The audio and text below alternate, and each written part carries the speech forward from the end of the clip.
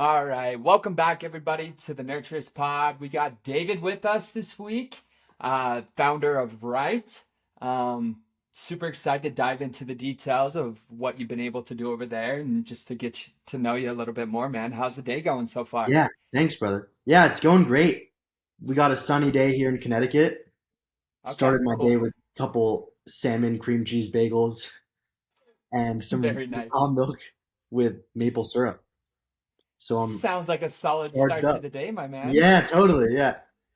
Good stuff. Is that a pretty typical breakfast for you? Yeah. Yeah. Okay, I like to okay, keep it balanced, like carbs, fat, protein. for I sure. eat a ton of fruit though. No fruit today, but I ate it all yesterday. It's gone. We got to go Yeah. restock. Good stuff, man. That was actually my next question, where you're calling in from. So you're in Connecticut right now? Yeah, that's right. Okay, Yeah, I'm cool. at my college in Hartford. There you go. Good stuff. Are you wrapping up college, or where are we at with that? Yeah, I've got like 2 more weeks. Okay, hell So yeah. I'm a senior. There we go. Yeah. What are you studying?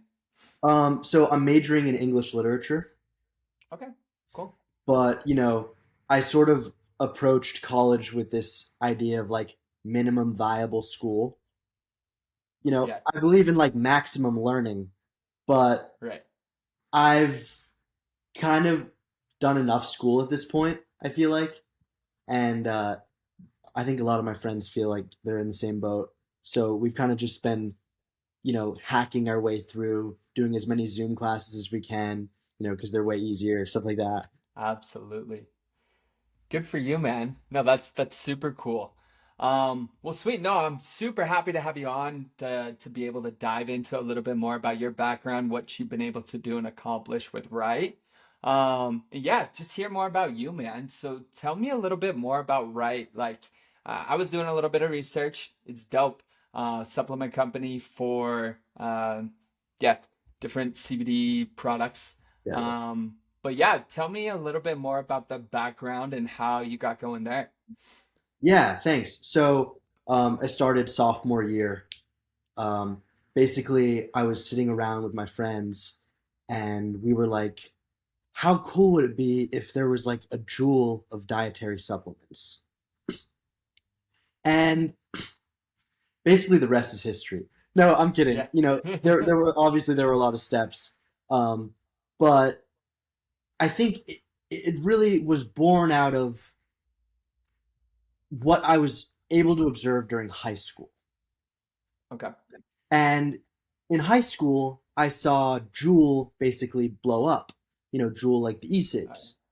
yeah. And I was never a big user of Juul, but like a bunch of my friends were, you know, and it was really popular in the boarding schools. And, it kind of made its way from the West Coast to the East Coast. And I thought it was just brilliantly marketed. Yeah. And what was interesting about Juul is that they didn't innovate. They entered a market that had been around for, a few years. And, e-cigs had been around. There was Blue and there were some other brands. And they basically came in and cut out the fluff and made it beautiful and aspirational and something that was sort of a status symbol. And, you know, they did a great job of that. And I think when you look at who their inspiration was, it's Apple. Yeah. And go figure, the guys who started Juul were some Stanford, design school guys, and they were kind of adjacent to the circles on the West Coast that were designing at Apple. And so what Apple does is they come into markets that, have been around for a few years, and they look at, okay, what have the companies done well and what have they done wrong? And, they basically have a roadmap now of like how to do it better. I don't think for a lot of products, being the first to strike is necessarily the best. And so, that was kind of our philosophy at Right. It's like, okay, we're not innovating, we're not making something new. Like there are a million dietary supplement companies, But what we are going to do is do it better, more beautifully, with less sort of noise. Um, and so that's what we've kind of done. We have this really minimalist packaging. It's just Yeah, like, you know, all white, and it looks like something you would have seen from Juul or Apple. And absolutely. we took a page out of our favorite company's books, which was like using clean ingredients, avoiding the artificial dyes, and avoiding titanium dioxide and all these things that a lot of the big brands use. And so we were just like, okay, we're not going to do that. Let's just do only the good stuff and put it into our packaging. And so that's what we're kind of trying to do. And we're getting a lot of amazing feedback. I'm so lucky just to be surrounded by super supportive, optimistic people. And, um, I think a lot of people see that vision that I saw, that my friends and I saw sophomore year. And maybe that's why kind of you and I have crossed paths. I think I really appreciated it when you reached out and you were like, dude, right looks really cool. Yeah. And like, I'm kind of like sane. Like, that sounds cocky, right? Like, but a lot of the design, like, I just dreamt up and then kind of, found engineers and designers and math people who could make Yeah. it. So, I can't take full responsibility. I was sort of like the vision, but I had so much help, that yeah. So I'm just glad to be finding people who see it. Yeah. No, absolutely, dude. I think there's a lot to say about brands who can take a pretty boring idea and turn it into something beautiful like this. Like Liquid Death, for example, boring as hell. They're selling water, and what they have been able to do with that brand, and honestly, now it's like dominating the water space over the course of the last couple of years because of branding is incredible. So I think you guys are definitely going about it the right way. Having kind of that cool, more of a trendy twist, and just keeping things super clean. And yeah, it definitely catches people's eyes for sure. At least it did mine. So no, I love it. So you've been doing this for about 2 years now. What kind of like progress? What kind of obstacles have you came up against? Just curious, kind of hear that story, how you guys were able to get up and going, get a product live, and then also, yeah, the obstacles you guys had to go through to get to that point. Yeah, great question. First of all, thanks for the comparison with Liquid Death. I think that's a great comparison. They do a super good job with branding. Um, so yeah, in terms of like what our progress has looked like and kind of what the last 2 years have looked like. So I say we started 2 years ago, but really the idea came to me 2 years ago. Gotcha. So maybe it was a build up. I think like the idea was a build up because I'd just been really attentive throughout high school. I was like, what do people like? Like, what do consumers my age appreciate? And like, what do we value? So I Mhm. think it was a long time coming. But, basically 2 years ago, I started to do a bunch of Google searches. I think that's the start of kind of every great endeavor nowadays. Um, Absolutely. right? And so I was just like, okay, let's find the gummy manufacturers. Like I knew I wanted to do gummies. Yeah. Like, I think they're fun and like they're just delicious and everybody loves them. Oh yeah, Um, no doubt. yeah, right. And so that was kind of the first step. I was like, okay, find people who make gummies. And ideally, like over the next 5 or maybe 10 years, I will own the gummy manufacturers. But in the beginning, like today, I don't. So, we basically we have a contract with a gummy manufacturer who produces gummies in a huge facility. They deal with all the regulatory stuff, so they're CGMP certified. They have all the Mm. NSF certifications. They're in the middle of getting their USDA organic certification. They deal with all that. Like that's like Yeah. not me. And that's great because, you know, in the beginning you're juggling a lot. So if I had to deal with all that, I would probably be a lot less far along than I am now. Yeah. So yeah, so we found the gummy manufacturers, and it took like 4 or 5 phone calls. I called some places in California. They were all like, "Dude, we can't help you. We're swamped for the next 5 years." Yeah. You know, and it was interesting. And like, there was this one really big one. It was the manufacturers for Smarty Pants, like vitamins. Mm. Okay. Yeah. And Yeah. I've seen their stuff. I reached out and I was like, "Yo, guys, like, can we work together? Like, I'm building this new brand. I think you'll really like it." And a guy responded to me. I think it was like one of their directors of sales or something. Hmm. And he was like, "Just letting you know, you're entering a ridiculously competitive market. You know, gummy vitamins are growing at like 7, or I think it was 9%, like compounded annual growth rate a year in the US. And, Yeah. we have this huge backlog, and just know what you're getting into, my man," Yeah. basically. So, and Ah, I was like, "Okay, all right, like, good to know." Um, it scared me a little bit, but I was kind of like, whatever. Like, I really believe that when we get ideas, they come from somewhere else. yeah.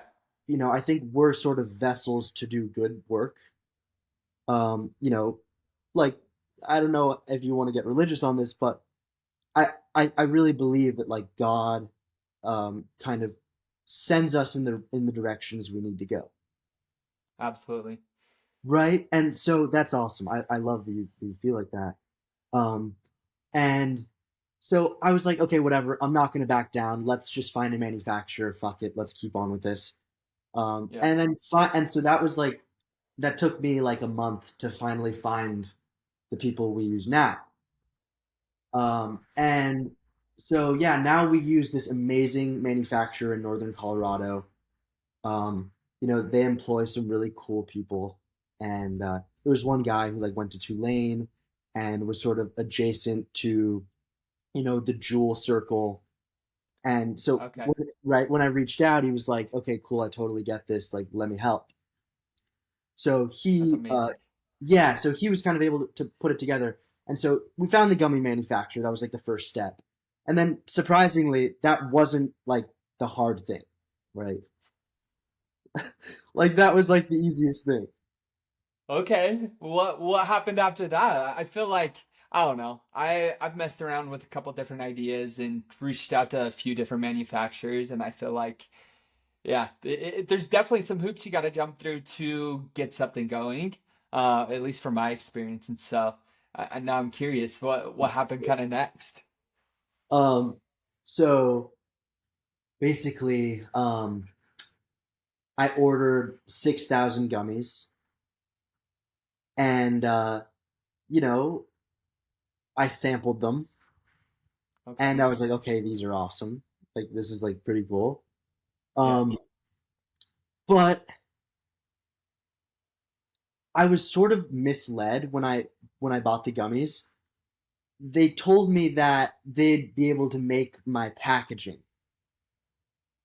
Okay. And, so they were like, okay, cool. Like, yeah, we can totally make blister packs for you. Like, that's no problem. And we can totally make like the white boxes for you. Like, that's no problem. That'll be easy.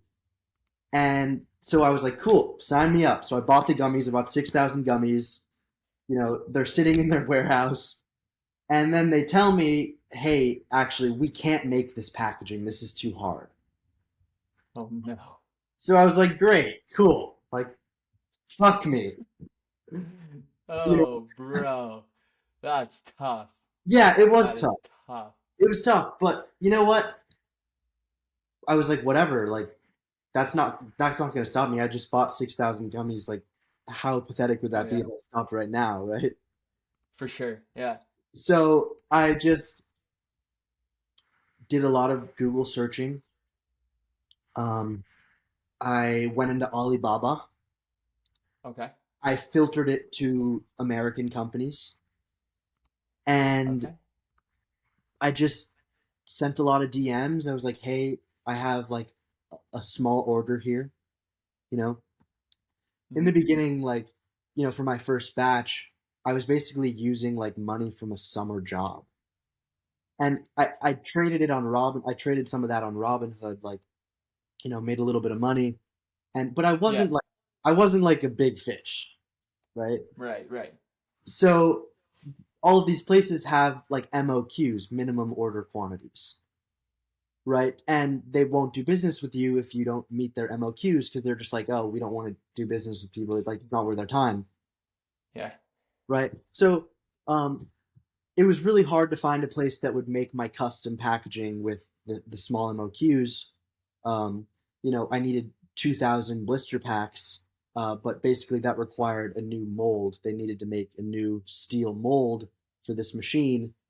So finally, I convinced a company to do it. They made them, so we have these PET plastic blister packs now. They have one, two, three gummies in the pack. It's kind of like, a shrunk down version of like the Juul packaging, or at least how it Yeah. used to be. I think now they come in like 4 packs, the pods. Right. But for a while there was like the one, two, three, um, and so wait, that actually might be wrong. It might have been four all along. I might be mixing it up. Um, but yeah, so it was great, and that was probably the biggest step. The white boxes, they weren't very hard to do. A lot of places make like cardboard packaging. So it's like, okay, Hmm. that was easy. But the blister pack thing was really hard. And, the first batch we did, the plastic melted when we tried to assemble it. That's tough. It was very tough. It was a drag, but Yeah. basically, long story short, like we have all of the components now of our packaging. Assembly Yeah. is automatic. Everything's perfect. But I was just trying to lay out kind of like, yeah, there's going to be all this stuff that sucks and like you're kind of getting beaten down in the beginning, but then it gets to be smooth sailing. Right, right. Yeah, no, it's not just rainbows and butterflies. Like there's a lot of work that goes into getting a brand off the ground for Yeah, sure. So, no, totally. that's cool, dude. I love that story. I mean, obviously it took a ton of work. And now you guys are at where you're at today. Do you plan on like once you're done with college, like just scaling and doing this full time, or what's kind of your plan there? Yeah, that's the plan. Yeah, so hopefully Sweet. I can start paying myself a salary. There you go. I'm not there yet, Yeah. but yeah, and it's No, that funny. Like, stuff takes time. yeah, it does. It does totally. And like I think if you can be really disciplined, then it kind of doesn't matter how much you're making in the beginning. Yeah. Because like if you just live frugally, continue to live like a student, you can do a lot. Hmm. You know, um, but it's funny because like I'm in like my senior spring now, right, at college. Hmm. Everybody's asking me like, hey, like what are you doing like when you graduate?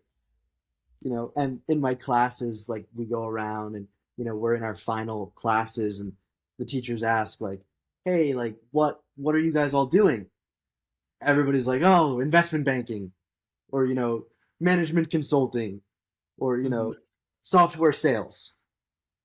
Yeah. And I'm like, I'm selling vitamin gummies. I'm sure they love that response. And Yeah, it's like, what's this guy doing? Are you sure? yeah, totally. Yeah, Oh, that's cool. yeah, luckily, people at my school, everybody kind of knows each other, so people know that, Yeah. they know what I'm working on, but it is funny for sure. No, that's cool, man. Good stuff. Well, no, I appreciate you doing like a deep dive on how the brand kind of got started and where you guys are at today. I love learning about that kind of stuff and just seeing the different like obstacles and different things you had to go through to get to where you are. So, no, that's super cool. But yeah, let's kick it back to high school, David, real quick. So I know I sent you over a few different questions, Yeah, and those were this great. was probably my favorite answer.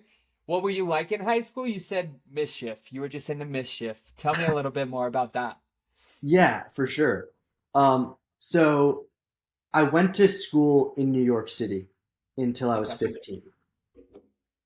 So, I was born and raised there. I went to the same primary school from like kindergarten through ninth grade. So then, so I was in New York for my freshman year. And then Hmm. sophomore year, I went to boarding school. And I went to this school called Episcopal High School in Alexandria, Virginia. And it was awesome. You know, I loved the people. Like, everybody is just so nice and so cool and like just super interesting. But I hated the administration. Mm. I didn't know it at the time, but they were sort of an extension of the authoritarian sort of crumbling state. So, I was always kind of challenging them publicly. I would sort of roast them, or, I would just do things to suggest that like I didn't take their authority seriously, Yeah. you know? And I missed a ton of class. That was like, I don't know how related to my rebellion and sort of disregard for authority that was. That was sort of just because we stayed up too late. My friends in my dorm and I would stay up too late listening to music and just like doing bad things, probably smoking weed, you know. Yeah. For sure. And Yeah. so I missed like the most class in the school's history, like according to like the deans. Um, Dude. and so basically it put me on super thin ice with the administration. Um, and by junior year, they just like by the middle of my junior year, they just had enough and they asked me to leave. No. Yeah. Did you, so were you technically kicked out, or they just politely asked you to leave? Yeah, so like if you ask the kids, like I was kicked out, you Right. know, because like I was forced out, right? Okay. But it was more of like, they didn't want to get sued and they didn't want to kind of burn a bridge with me. So they like suggested that I leave and they would help me write recommendations or whatever to go to another school.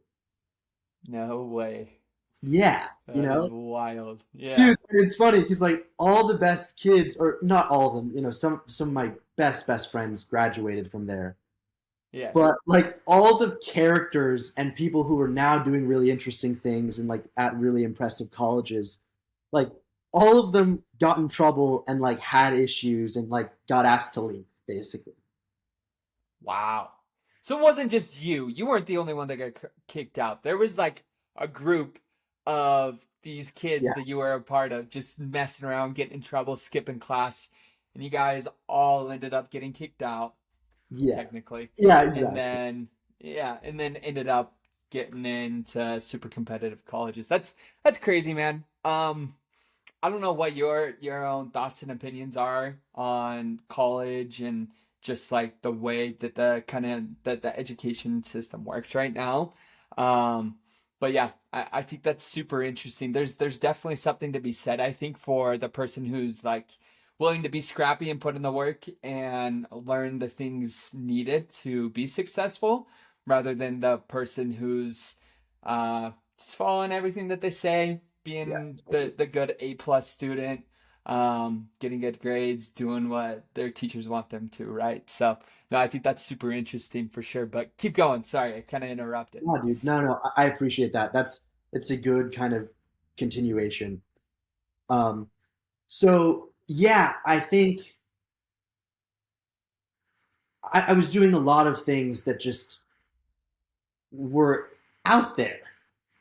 Yeah. Like I don't know. I don't think I have enough clout yet where I can fully like expose myself and like say all the bad things I did. You know, but I'll tell Yeah. you sometime, or I'll tell you like maybe off the podcast or something. For sure. Yeah, yeah, yeah. You know, Sounds good. but yeah, I'll tell you like one thing that I did. Okay, I think we can talk about this now. Cool. Like Let's do it. I bought and sold a lot of fake IDs. Okay. Okay. So like I was coming from New York City. Like I've been drinking like ever since I was little, and like ever since I was like maybe 14. And Okay. not because I'm like a big booze guy, but just I realized at a young age that like booze got you in the door to some really interesting conversations. Mm, yeah. And so, I kind of went to Episcopal with that in mind. They were way stricter than my parents were, like the administration, they were way stricter. But still, we were able to sneak away, go into DC, go into Georgetown, which was right next to the school. And we would just kind of party and we'd hang out with the older kids and kids who were at the colleges. We just sort of learn, you know. Hmm. And the school never found out about that, but that was just one example of mischief. It's pretty innocent. Like it's not like I wasn't drug dealing. I wasn't, you know, um, doing anything really, really bad. I was just sort of enabling my friends and I to drink underage. You Yeah. know, which is maybe bad, maybe bad. Dude, but you were in high school, like, I don't know. I look back at a lot of my memories from high school, and I think if there's ever a time in your life to be young, dumb, stupid, like the high school is the place to do it for sure. So, no, I think it's funny, dude. I think it's awesome that you Cool. guys were like just going around selling these fake IDs. That's dope. Um, but Yeah, no, that's cool. yeah. No, sorry. But I'll wrap up the high school thing. So You're luckily, good. I was able to go to this amazing boarding school in northwestern Connecticut called Kent School. Okay. It's just like a boarding school, pretty good, like, you know, pretty competitive, but overall just filled with amazing people. And like the administration there was actually cool. They were sort of separate from what I think of as sort of the crumbling institutions. They were just sort of this timeless like place that lots of good people have passed through, and good people were still in charge. And they know that like kids are dumb and kids do dumb stuff, and like so they were Yeah. really cool about it. I got my act together there a lot. you know um I really kicked off my sort of health journey there, because I was coming out of Episcopal. I was drinking a lot, and I was not sleeping a lot, and I didn't know about nutrition and all these things. And then I got up to northwestern Connecticut, like right off the Appalachian Trail, Hmm. and I was surrounded by trees, and I would wake up and I would see the valleys, and it really helped me. I think I wouldn't be here today, like telling you this story, if Kent didn't see something good in me and help to sort of cultivate it. So yeah, I think just I was really lucky with high school, and ended up graduating from there. Um, and now I'm at Trinity College, which is in Connecticut too. Right. So yeah. Would you say, looking back at things, that Kent was kind of a pivotal moment in your life where kind of turned things around to be able to get into Trinity? Like, do you think if it wasn't for Kent, you would be where you're at today? Well, here's the thing. I thought throughout high school that I was going to go to like a top 20 university, or Hmm. maybe like an Ivy League or something like that. I had pretty good test scores. I got pretty good grades at Episcopal. Um, but Kent, it was definitely pivotal for me as like a person. I think I would have probably ended up at Trinity, or maybe I think I could have gone to Trinity like regardless of like Kent or not. And Gotcha. like my dad went to Trinity, just like full disclosure. Oh, cool. My dad went here. My granddad, also named David Lloyd, went here. No Um, way. yeah, and so Trinity was always sort of an option, but I don't think I would be like strong, and I don't think I would have the clarity to like follow a startup idea. Mhm. without Ken. Gotcha. No, that's cool. I think whether we like it or not, everyone has to kind of go through some kind of experience like that that really makes them take a step back and like realize what they want to do in life if they want to go and achieve something big, right? So, no, I think that's super cool that you had that experience at Kent and it's led you to chase your dreams, starting right and pursuing that. I love it, dude. I think while we're young, we're in our 20s, like, why the hell not? Go try things out. We have so much time to go and experiment and try new things and figure out what we love and we're passionate about. And there's not going to be another time in life to be able to do it like your 20s. So, Yeah, no, totally. that's super cool, man. Um, well, I did notice on the questionnaire that I sent you as well that you said that you wish you would have attended more classes. So that way you would have had a bigger or better GPA. You could have got into a more competitive college. Um, are those kind of like your same thoughts? Like, do you wish that before you transferred over to Kent that it would have been that way? Yeah, I think for a lot of people, like including me, like the Hmm. hardest part is just showing up. And at at these boarding schools and also now at my college, Hmm. they have really strict attendance policies. Where basically, if for me, it was like if you miss more than 3 classes unexcused, then your GPA, or rather than your grade gets lowered by like half. So if you had like a B plus, you get a B minus.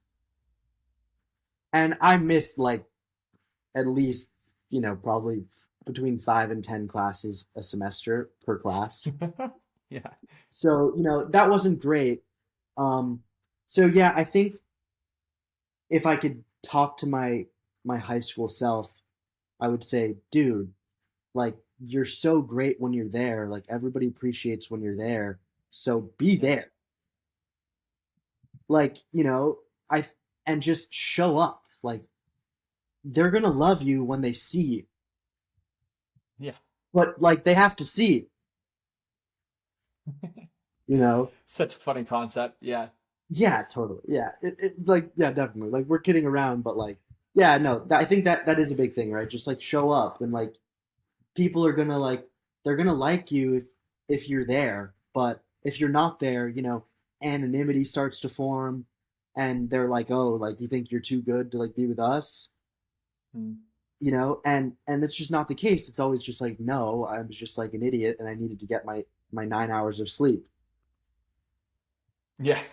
You know, No, dude, I was the same way in high school. I actually had to go beg like our attendance lady at the high school um, to get an exception on me because, yeah, I had missed so many classes. I ended up having to go and wash windows around our high school for me to be able to walk at graduation.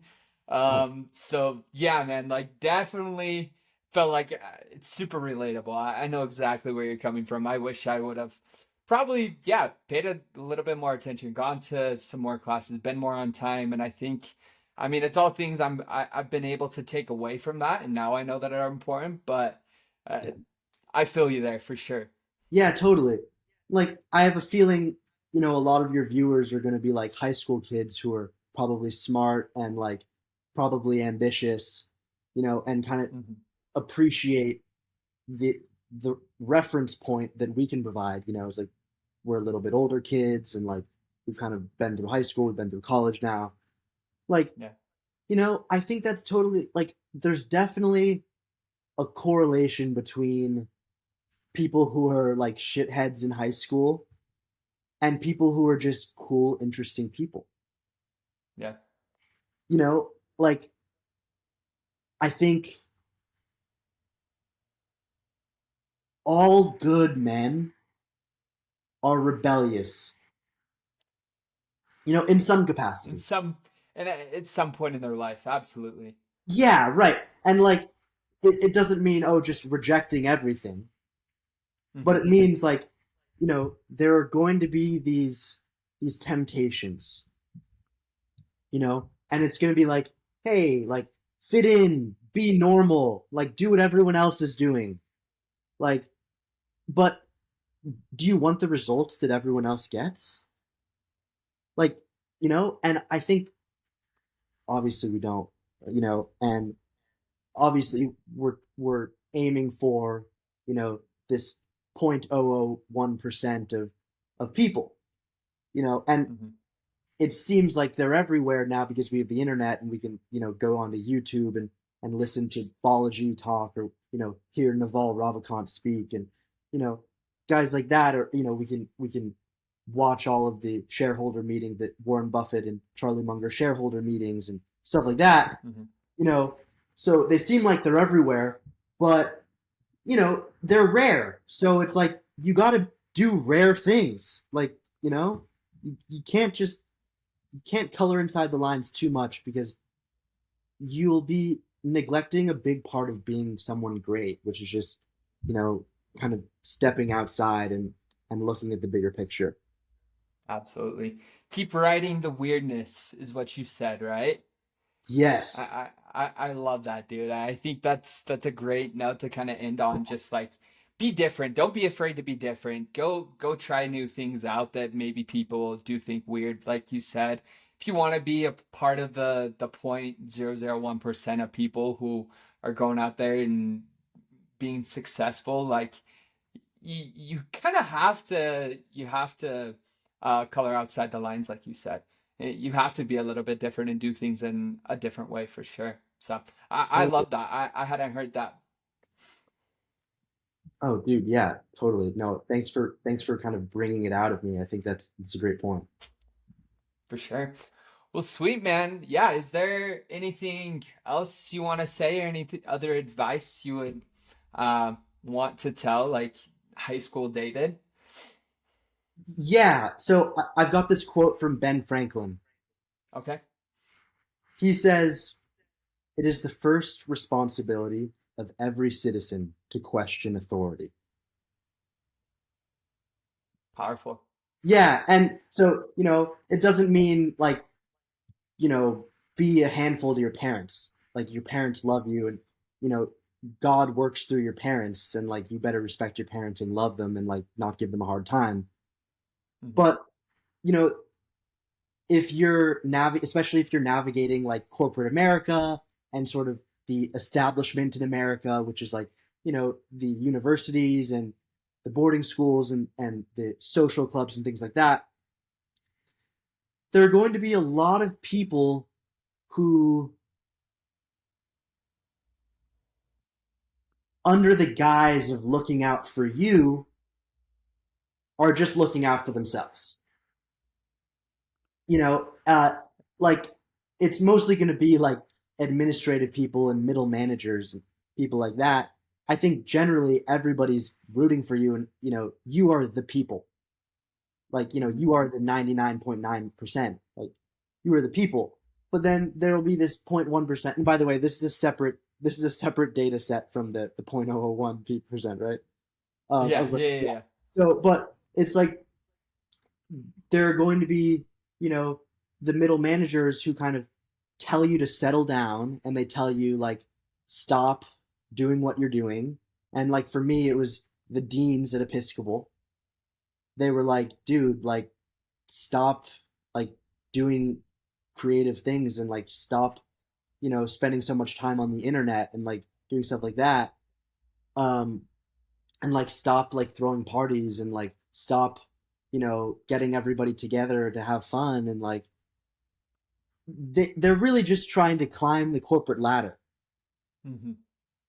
so just make sure if somebody tries to act like an authority towards you, question whether they actually have humanity's best interest at heart. They actually want to make things more competitive and make the best person better, or if they're just trying to kind of protect their standing and, kind of grift their way to the top. Yeah. Benefiting their self, right? Like I think at the end of the day, that's honestly, I there's good people in the world. I know there are, But I think more often than not, people do things to benefit their self more than what you said to benefit Well, humanity, okay, right? here's the thing. So, That's a good I I get what you're saying. mhm, Um, I think you are humanity. So I don't think being selfish and kind of trying to benefit yourself is inherently wrong. yeah, But I think trying to dial back the people who are real trailblazers is wrong. mm, You know, gotcha. and like, Yeah, and so luckily there were enough cool people like who believed in me and who've continued to believe in me and who will continue to believe in me, you know. But like if if I listened to the administrative people who are telling me like, you know, stop being such an outlier, like humanity would probably be worse off. Like I don't want to say, oh, I'm God's gift to humanity, but like, you know, I think everybody is to a degree, and the mhm, more they trust themselves and they trust the holiness inside of them and sort of, block out the worldly, dragging you down, the better off everybody's going to be. And like, you know, can't go wrong. yeah, yeah. No, I agree, dude. Everyone has that special something in themselves. And yeah, a lot of times it gets shut down from outsiders looking in, trying to make sure that they stay on the right path, right? So, no, I love it, dude. I think that's a great way to wrap up the episode. And I appreciate you taking the time to hop on with me. Just getting to know you a little bit more and chatting about your experiences has been great, man. And Yeah, let me man. know if you're ever in Utah. I don't know if you ski, snowboard, but would love to hit the slopes with you. Yeah, that sounds awesome, bro. It was great talking to you. Of course, man. All right, Have brother. a good one. Talk to you later. Take care. See ya.